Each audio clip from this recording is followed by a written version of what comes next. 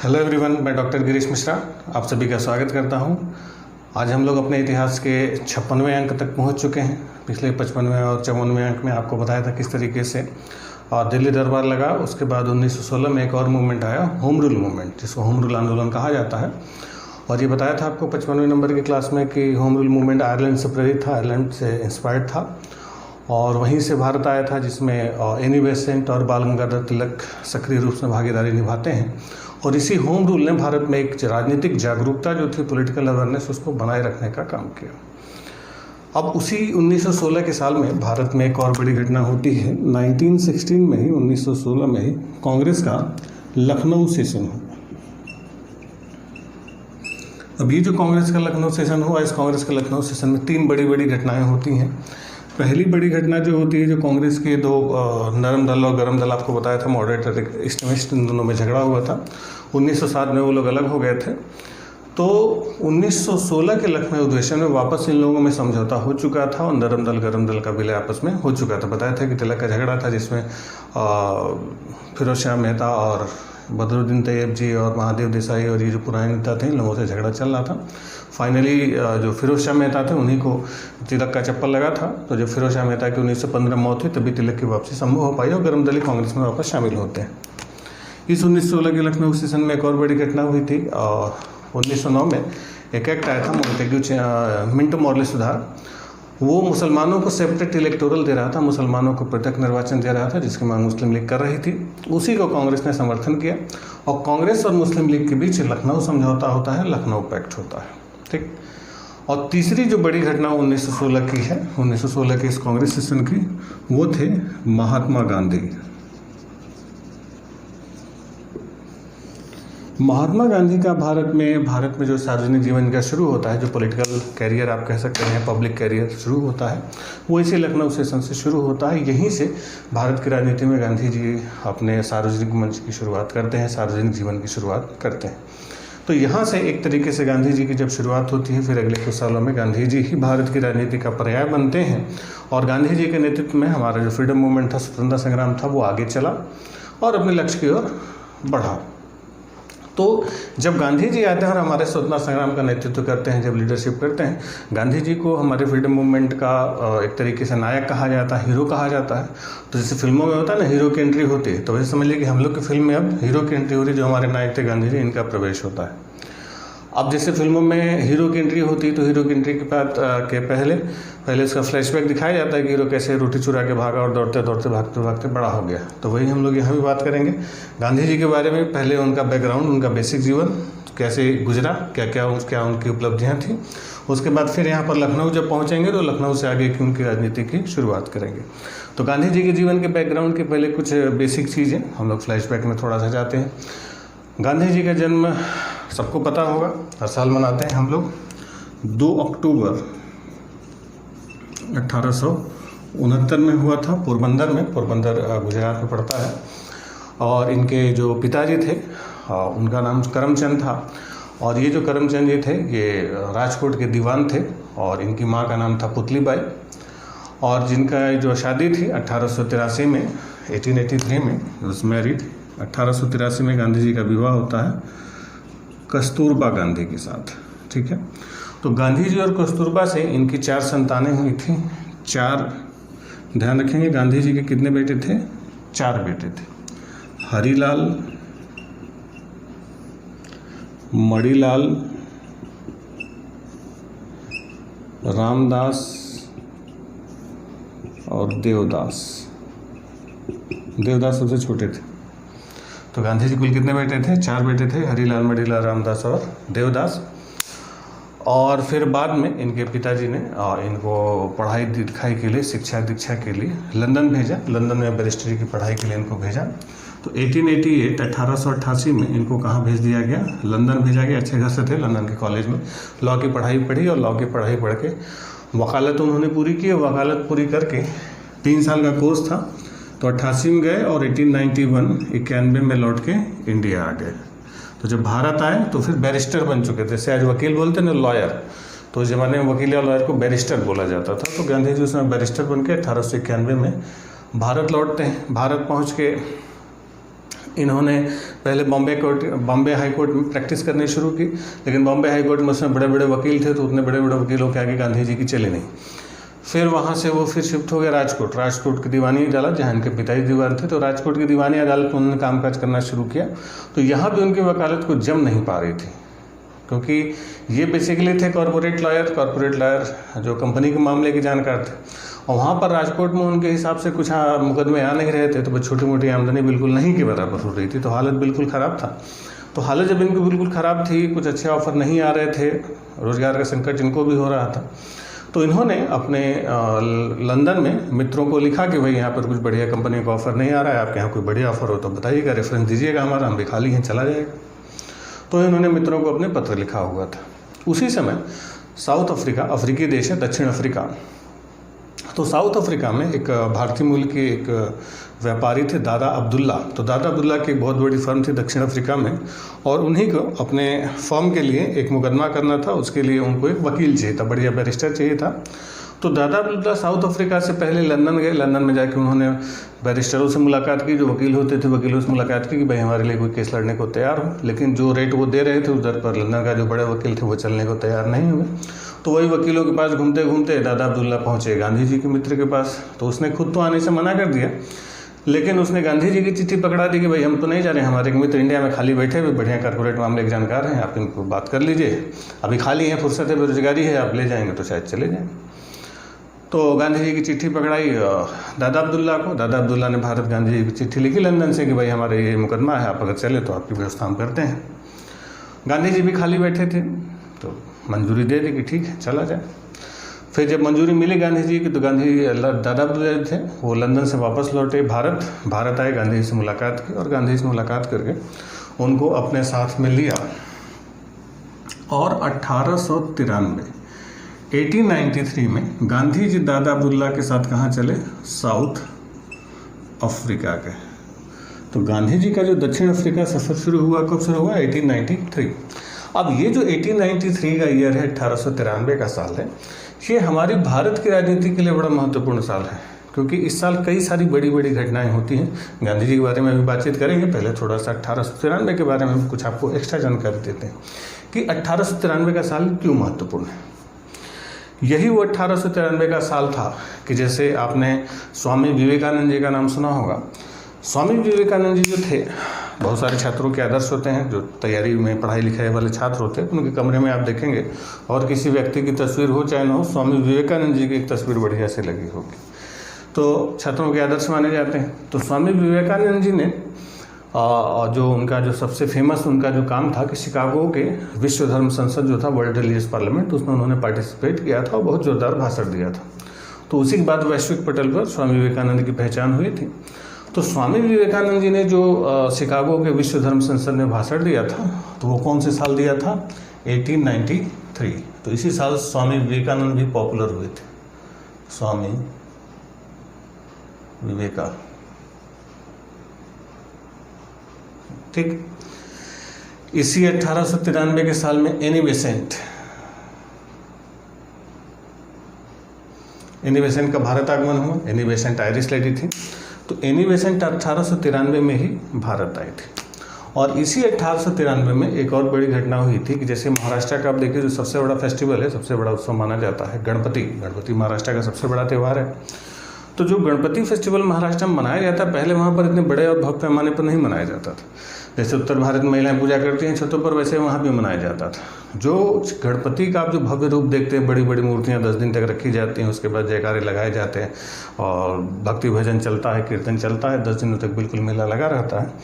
तो ये जो गणपति उत्सव की बहुत भव्य रूप से मनाने की, बाजे गाजे के साथ मनाने की जो शुरुआत थी, ये एक्चुअली गणपति का राजनीतिक इस्तेमाल हुआ था। और ये गणपति का राजनीतिक इस्तेमाल किया था तिलक ने, बाल गंगाधर तिलक, क्योंकि तिलक लोगों को इकट्ठा करना चाहते थे, यूनाइट करना चाहते थे, लोगों को एक जगह इकट्ठा करवा होने से क्या होगा कि लोगों के अंदर एकता की भावना होगी, भाईचारे की भावना होगी, जयकारे लगाएंगे, थोड़ा सा जोश और उत्साह का संचार होगा।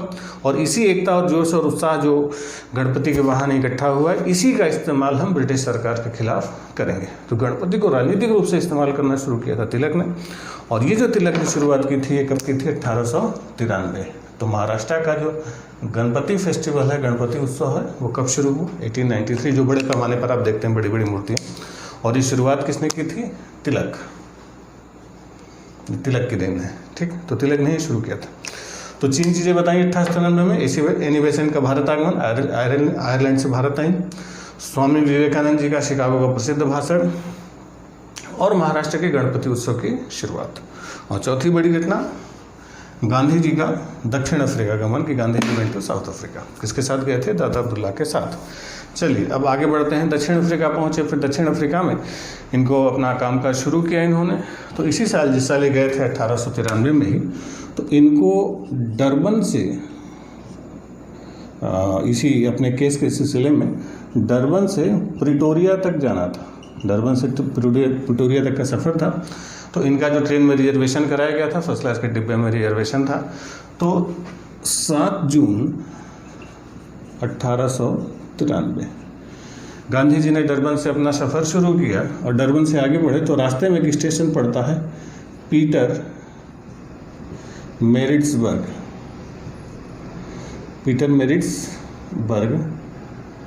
तो ये पीटर मेरिट्सबर्ग डरबन के तुरंत बाद पड़ा। तो जब पीटर मेरिट्सबर्ग स्टेशन पर पहुंचे 7 जून 1893 को, जब ट्रेन पहुंची रात में, तो वहां पर कुछ अंग्रेज गांधी जी के डिब्बे में चढ़े और उनको डिब्बे से उतर के बोला कि आपको 3rd क्लास के डिब्बे में जाकर सफ़र करना होगा। गांधी जी ने कहा कि भाई हमारे पास 1st क्लास का टिकट है। तो उन अंग्रेजों ने कहा कि नहीं, 1st क्लास के डिब्बे में केवल अंग्रेज चल सकते हैं, कोई भी भारतीय या कोई अफ्रीकी 1st क्लास के डिब्बे में नहीं चल सकता, भले ही टिकट हो चाहे ना हो। और सीधा उनको मार्केट की ट्रेन से उतारा गया और कहा गया कि 3rd क्लास के डिब्बे में जाके चढ़ जाओ। गांधी जी ने इस बात का विरोध किया कि भाई ये गलत है, रंगभेद नीति गलत है। उस समय रंगभेद नीति अफ्रीका में अपने चरम पर थी। गोरे काले का भेदभाव बहुत ज़्यादा किया जाता था। पब्लिक प्लेसेस पर जो होते थे, जो अच्छी चौड़ी सड़कें होती थी, उस पर केवल अंग्रेज लोग चलते थे। भारतीयों के लिए टूटी फूटी सड़कें और टूटी फूटी गलियाँ होती थी।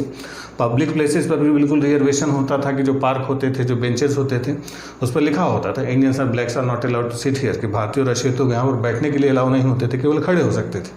सीट पर बैठने की परमिशन केवल अंग्रेजों के लिए थी। तो बहुत ज़्यादा भेदभाव था। और 1st क्लास के डिब्बे में भी चढ़ने की परमिशन नहीं थी। अब गांधी जी चढ़ गए थे तो उनको ट्रेन से उतारा गया। गांधी जी ने विरोध किया कि भाई हम 3rd क्लास के डिब्बे में नहीं जाएंगे, हम 1st क्लास में ही जाएंगे, नहीं तो नहीं जाएंगे। रुक गए वो। स्टेशन मास्टर को बुलाया गया। स्टेशन मास्टर ने भी अंग्रेजों का फेवर लिया और कहा कि आपको बहुत कुछ करना है, तो शिकायत कर दी। उन्होंने शिकायत पुस्तिका में अपना दर्ज कराया, लेकिन उन्होंने 3rd क्लास के डिब्बे में जाने से इनकार कर दिया।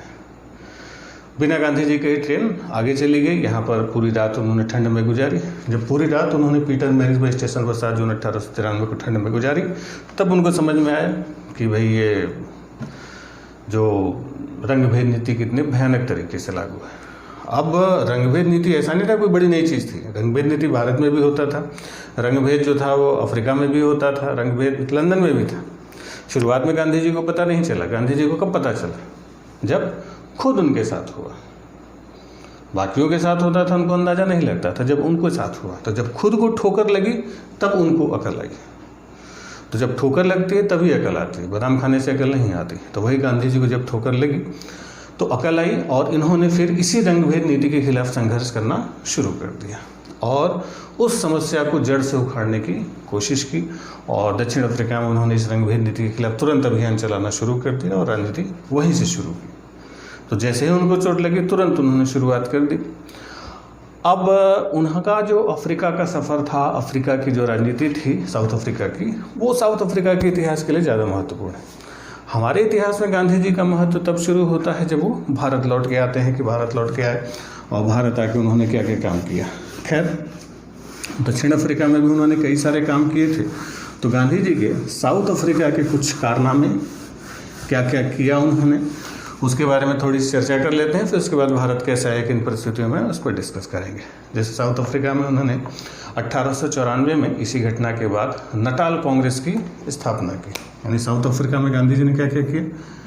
1894 नटाल कांग्रेस। तो नटाल कांग्रेस बनाया, वहाँ के लोगों को राजनीतिक रूप से सशक्त किया।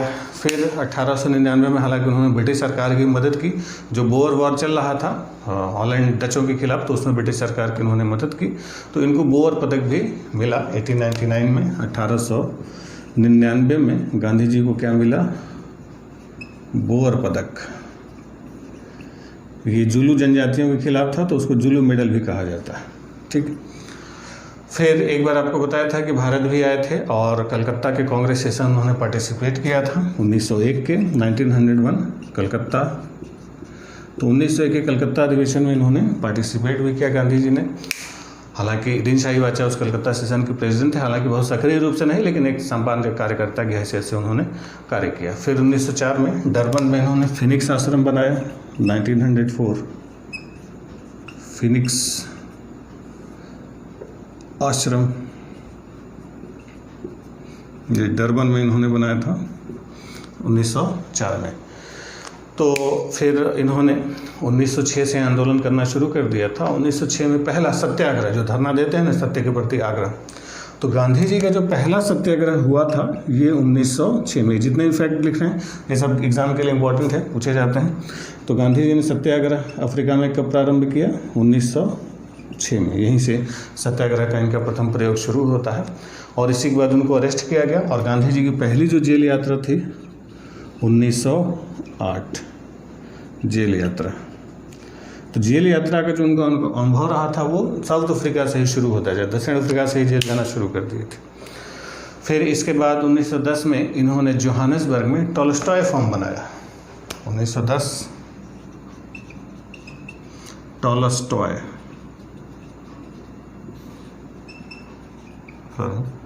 जोहानिसबर्ग में बनाया। ठीक। इसके बाद फाइनली जब वहाँ इन्होंने अफ्रीका में एक न्यूज़पेपर भी चलाया था जिसको कहा जाता है इंडियन ओपिनियन, 1903 में चलाया था। इंडियन ओपिनियन 1903 यहाँ पर आएगा। 1903 इंडियन ओपिनियन। तो इंडियन ओपिनियन नामक अखबार गांधी ने कब चलाया था? 1903 में। कहाँ से चलाया था? अफ्रीका से ही उन्होंने चलाया। खैर, वहाँ पर सारे काम किए, वहाँ की राजनीति के लिए महत्वपूर्ण है। भारत में उनका महत्व तब शुरू होता है जब वो भारत लौट के आते हैं। गांधी जी भारत कब लौट के आते हैं? तो गांधी जी जो भारत लौट के आते हैं, जैसे आप देखिए हर साल भारत में एनआरआई दिवस मनाया जाता है, अप्रवासी भारतीय दिवस। तो एनआरआई दिवस कितनी तारीख को मनाते हैं?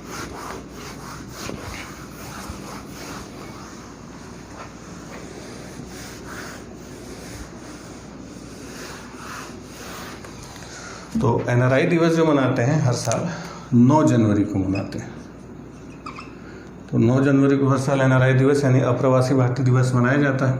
तो एनआरआई डे या अप्रवासी भारतीय दिवस 9 जनवरी को इसलिए मनाया जाता है क्योंकि 9 जनवरी 1915 को गांधी जी दक्षिण अफ्रीका से भारत लौट के आए थे। तो गांधी जी दक्षिण अफ्रीका से भारत लौट के आए थे 9 जनवरी को। इसीलिए जब अप्रवासी भारतीय दिवस मनाने की शुरुआत की गई तो कितनी तारीख को किया गया? 9 जनवरी को ही शुरू किया गया। ठीक। तो गांधी जी भारत कब लौट के आए? 9 जनवरी 1915। गए कब थे? 1893 में। ठीक है, लगभग 21 साल उनका जो था वो दक्षिण अफ्रीका में बीता। तो जब वो भारत आते हैं तो भारत के लिए उनको बहुत सारी उम्मीदें थीं, बहुत सारी योजनाएं थीं। दक्षिण अफ्रीका में उनके आंदोलनों को बहुत सफलता मिली, उनके तौर तरीकों को बहुत सफलता मिली और दक्षिण अफ्रीका में सबसे बड़े नेता के रूप में वो स्थापित थे।